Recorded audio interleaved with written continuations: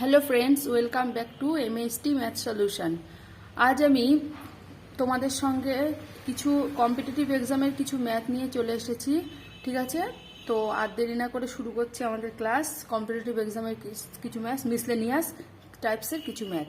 ঠিক আছে, প্রথম কোশ্চেনে চলে যাই। প্রথম কোশ্চেন কি আছে? প্রথম কোশ্চেন আছে a part contains some 1 rupee, 50 paisa and 25 paisa coin whose value are in the ratio 3:2:5. If the number of the coin is 135, কয়েনের নাম্বার বলেছে 135, find the number of the 25 পয়সা কয়েন। 25 পয়সা coin তাহলে কত আছে? তাহলে একটা ব্যাগের মধ্যে 50 পয়সা, 25 পয়সা এবং 1 টাকার কয়েন আছে, যাদের ভ্যালু, যাদের মূল্যের রেশিও হচ্ছে 3:2:5। আচ্ছা, তাহলে আমরা এটা কিভাবে করব? মূল্যের রেশিও যেহেতু, ভ্যালুর রেশিও যেহেতু 3:2:5, তাহলে লেট 1 রুপি কয়েন কটা থাকবে? ধরলাম 3:2:5 মানে 3x 1 রুপি কয়েন। ঠিক আছে, একটা x 3x terms 1 rupee coin, একটা করে কয়েন যদি 3x মূল্যতে থাকে তাহলে 3x সংখ্যক হবে। আচ্ছা, 50 পয়সা কয়েন কত হবে? যদি 5x মূল্য থাকে, 5x টাকা থাকে, তাহলে 5x ইন্টু 2 সংখ্যক 10 সংখ্যক হবে। ঠিক আছে, আর 25 পয়সা কয়েন তাহলে কত হবে? যদি মূল্য যদি এর 5x থাকে, 3x 2x, সরি এটা 2x ছিল। ঠিক আছে, 50 পয়সা কয়েন 2x, তার মানে এটা হচ্ছে 4x হবে। আর 25 পয়সা কয়েন ছিল 5x টাকা, তাহলে এটা 5x টাকা মানে চারটে সংখ্যা কত হবে? 25 পয়সার কয়েনের 20x হবে। ঠিক আছে, এবার বলে দিয়েছে যে তাদের নাম্বারটা 135, তাদের নাম্বারটা হচ্ছে 3:2:5। If the number of the coin হচ্ছে 135, 135। তাহলে আমরা দেখেছি যে 1 টাকা আছে 3x সংখ্যক, 50 পয়সা আছে 4x সংখ্যক এবং 25 পয়সা আছে 20x সংখ্যক। তাহলে according to the question 3x plus 4x plus 20x এটা সমান 135, মানে এদের সংখ্যাটা 135 এটা চেয়েছে। তাহলে কত হলো? 4 আর 3 7, 27x ইকাল টু 135, তাহলে x ইকাল টু 135/27। তাহলে কত দিয়ে কাটবে? 9 দিয়ে কাটি, 3 9 27, 9 কে 9 4, 5 9 45, 5টা 5। তাহলে x যদি 5 বেরোয়, তাহলে আমাদের চেয়েছে যে 50 পয়সা কয়েন কত আছে। তাহলে the number of 50 paisa, 25 paisa, 25 paisa coin আছে 5 ইন্টু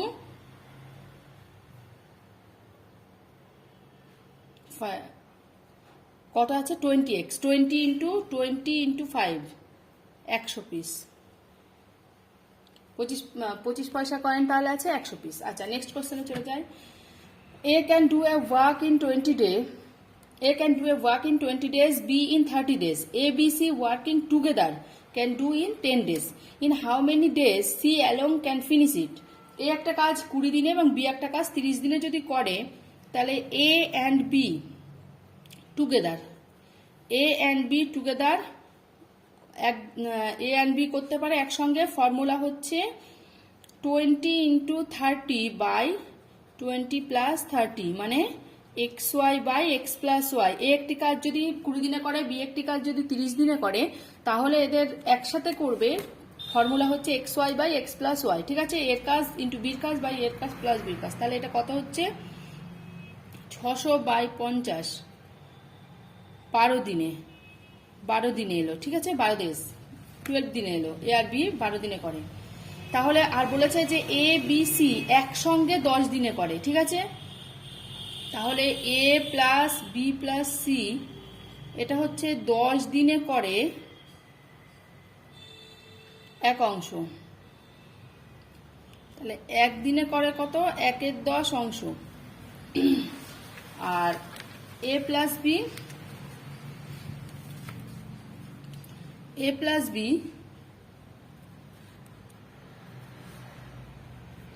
বি হচ্ছে আমরা কত দেখেছি, একদিনে করে 12 দিনে করে 1 অংশ আর একদিনে করে 1/12 অংশ।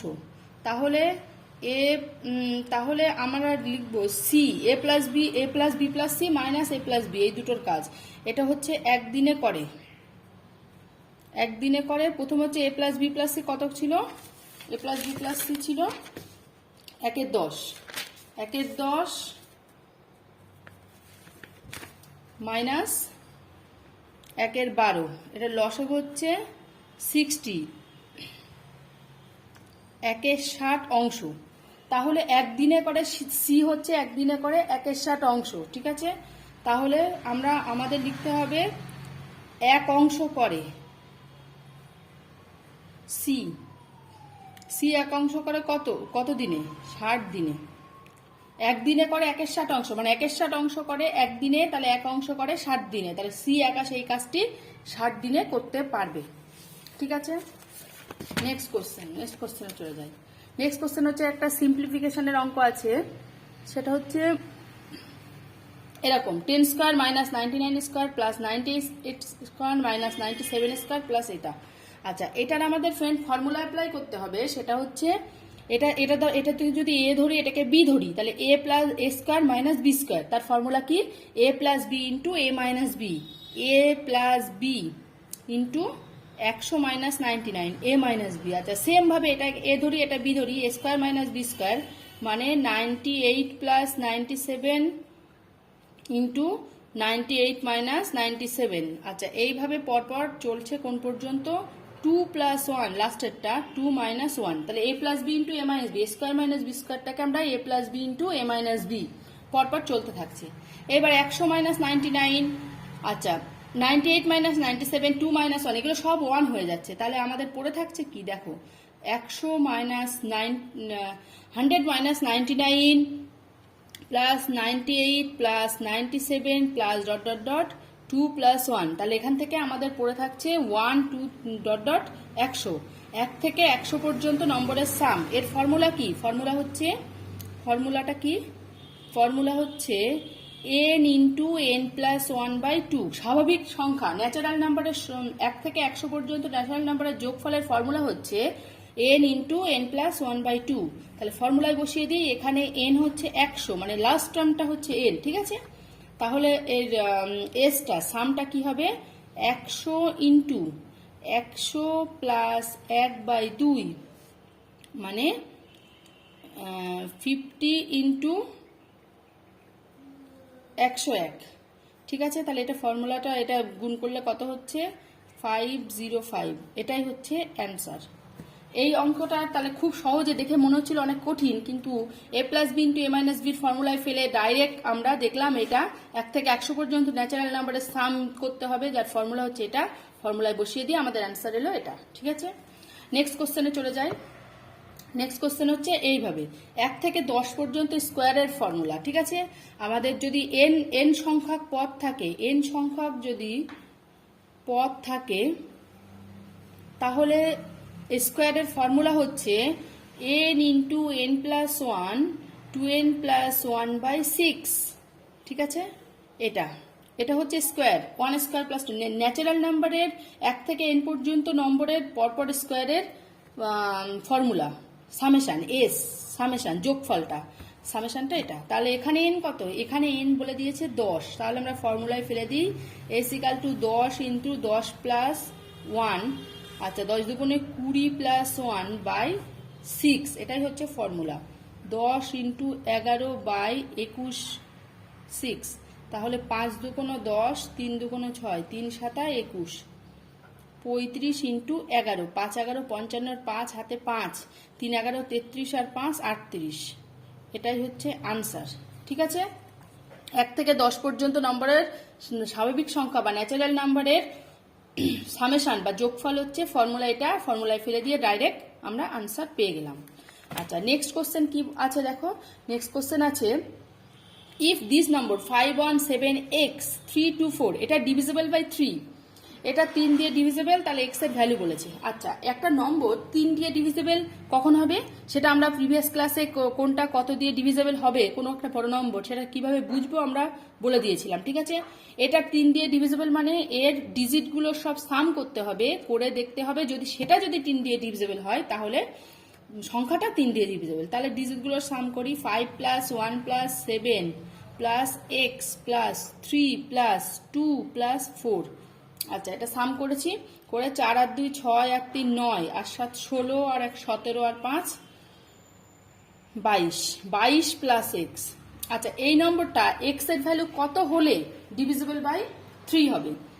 22 প্লাস কত, তাহলে কত হলে 24 হলে এই সংখ্যাটা 22 প্লাস এক্স ইকাল টু যদি 24 হয় এই সংখ্যাটা, তাহলে আমরা বলতে পারি যে এই নম্বরটা হচ্ছে ডিভিজিবল বাই 3, ঠিক আছে। তাহলে এক্স এর ভ্যালু কত হচ্ছে 22 প্লাস এক্স ইকাল টু 24, তাহলে এক্স ইকাল টু 24 মাইনাস 22 মানে 2, এটাই আনসার। তাহলে কোন নম্বর ডিভিজিবল বাই 3 কখন বলবো, তার ডিজিটগুলো সাম করব, করে দেখছি 22 প্লাস এক্স, তাহলে আর কত যোগ করলে 22 এর সঙ্গে সেটা 3 দিয়ে ভাগ যাচ্ছে 2, সেই নম্বরটাই হচ্ছে এক্স, ঠিক আছে, খুব সহজেই। আচ্ছা, নেক্সট কোশ্চেনে চলে যাই।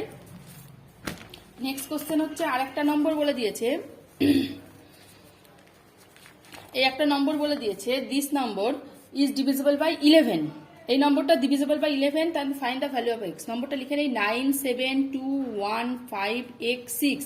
এই নম্বরটা ডিভিজিবল বাই 11। 11 দিয়ে ডিভিজিবল কি কেন এটা বলা হয়নি, এটা আমি বলে দিই। 11 হচ্ছে এর অড প্লেসের নাম্বার যোগফল মাইনাস ইভেন প্লেসের নাম্বারের যোগফল যদি 0 হয় তাহলে আমরা বলতে পারি 11 দিয়ে ভাগ। তাহলে অড প্লেস মানে 1 প্লেস 3 প্লেস 5 প্লেস 7 প্লেস। তাহলে কি কি আছে, অড প্লেসের নাম্বার, অড প্লেসের ডিজিট, ইট ইজ সাম, এটা কত হবে না 9 প্লাস 2 প্লাস অড প্লেসে কি আছে 5 প্লাস 6, 6 আর 5 11 আর 2 13 আর 9 9 আর 3 22। আচ্ছা, ইভেন প্লেস ডিজিট সাম কত হবে, ইভেন প্লেসে আছে 7 আছে প্লাস 1 আছে প্লাস এক্স আছে, 7 1 এক্স, 2 নম্বর পজিশন 4 নম্বর পজিশন 6 নম্বর পজিশন, তাহলে এটা হচ্ছে 8 প্লাস এক্স। তাহলে বলে দিয়েছে যে অড প্লেস আর ইভেন প্লেসের ডিফারেন্সটা যদি ডিফারেন্সটা 0 হতে হবে, ঠিক আছে। ডিফারেন্স মানে হচ্ছে এটা হচ্ছে 22 মাইনাস 8 প্লাস এক্স, এটা যদি 0 হতে হয়, ডিফারেন্সটা যদি 0 হয় তাহলে আমরা বলতে পারি যে নম্বরটা হচ্ছে 11 দিয়ে। তাহলে এক্স এর ভ্যালু কত আসছে, এক্স এর ভ্যালু, এক্সটা যদি এই পাশে নিয়ে যাই কত 14, এটাই আনসার, ঠিক আছে। 11 দিয়ে কিভাবে ভাগ যাবে বলতে পারবো, ইভেন প্লেস এবং অড প্লেসের নাম্বার। আচ্ছা, নেক্সট লাস্ট কোশ্চেন আমরা দেখি। লাস্ট কোশ্চেন হচ্ছে এটা বলা আছে 1 মাইনাস হাফ 1 মাইনাস 2/3 1 মাইনাস 3/4। আচ্ছা, এটা আমরা যদি বিয়োগ করি 1 মাইনাস হাফ এলসিএম করি 2 এলসিএম 2 মাইনাস 1, আচ্ছা এটা এলসিএম হচ্ছে 3, তাহলে 3 মাইনাস 2, আর এটা এলসিএম হচ্ছে 4 মাইনাস 3, এইভাবে করে নেব। আবার এটা মনে হতে পারে অনেক কঠিন, কিন্তু এইভাবে করলে অনেক ইজি হয়ে যাবে, ঠিক আছে। 2 মাইনাস 1 মানে 1, এটা হাফ এলো, 3 মাইনাস 2 মানে 1, এটা 1/3 এলো, 4 মাইনাস 3 মানে এত, তাহলে এটা অ্যান্সার হচ্ছে 3 4 12 24, এটাই হচ্ছে answer. Thank you very much.